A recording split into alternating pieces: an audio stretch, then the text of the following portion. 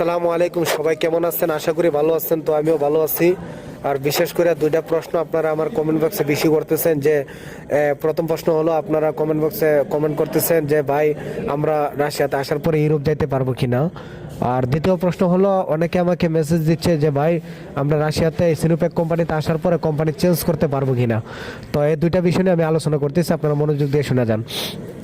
প্রথম প্রশ্ন হলো, আপনারা যারা এখানে ইউরোপের জন্য আসতেছেন যে আমরা এখানে যাওয়ার পরে ইউরোপ চলে যাব, দেখেন আপনাদের এখানে কোনো সুযোগ নাই। সুযোগ একটা আছে, যে সুযোগটা হলো আপনি যদি মস্কোতে আপনি দালাল ধরে রেডি করে রাখেন যে আপনাকে মস্কো থেকে দালালে আপনাকে ইউরোপে পৌঁছাই দিব।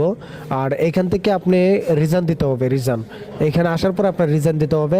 রিজান যদি ওনারা গ্রহণ করে, যে রিজান আপনার গ্রহণ করছে, গ্রহণ করার পরে আপনাকে রিজান গ্রহণ করার পরে আপনাকে ওনারা পাসপোর্ট হাতে দিয়েছে, তো আপনি চলে গেছেন মস্কোতে। মস্কোতে যাওয়ার পরে মস্কো থেকে আপনি আপনার যেই দালাল ধরছেন ওই দালালের ক্ষেত্রে আপনি ইউরোপ চলে গেছেন।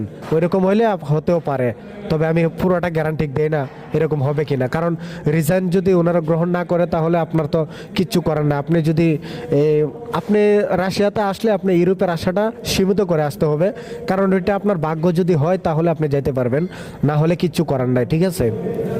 আর দ্বিতীয় প্রশ্ন হলো, যারা আমাকে মেসেজ দিচ্ছেন যে ভাই আমরা সিনোপ্যাক কোম্পানিতে আসার পরে কি আমরা কোম্পানি চেঞ্জ করতে পারবো, তো আপনাদেরকে একটা বিষয় বলে দেই, 2 বছরের ভিতরে আপনার পাসপোর্ট হাতে পাইবেন না, বা 2 বছরের ভিতরে না, 1 বছর পরে যদি আপনার বাড়িতে যান, বাড়িতে যাওয়ার আগ পর্যন্ত আপনারা পাসপোর্ট হাতে পাবেন না।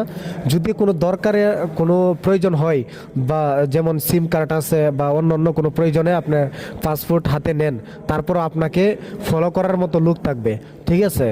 আর এখান থেকে আপনি যদি কোম্পানি চেঞ্জ করতে চান পারবেন, তবে আপনি যে মস্কোতে আপনি কোম্পানি রেডি করে রাখছেন, সব কিছু রেডি আছে, তো আপনি এখান থেকে সেম সিস্টেম রিজন দিতে হবে। যদি রিজন গ্রহণ করে ওনারা, যদি আপনার রিজন গ্রহণ করে, তাহলে আপনি রিজন দেওয়ার পরে মস্কোতে চলে যাবেন।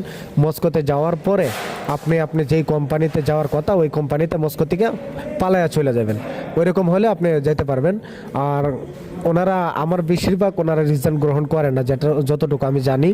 আর যদি রিজন গ্রহণ করে, তারপরেও আমি জানি যতটুকু, রিজন গ্রহণ করার পরেও যে আপনার যে টোটালিং যে খরচগুলো আছে, এই টিকিট সম্পূর্ণ খরচ হয়তো আপনারই দিতে হবে। কারণ ওই রকম বিষয় কিছুটা আমি সঠিক জানি না, তবে কিছুটা আমি আউট পাইছি যে যতটুক আপনি রিজাইন দেওয়ার পরে যতটুকু খরচ আছে টোটালিং আপনারই গ্রহণ করতে হবে, এরকম সিস্টেম।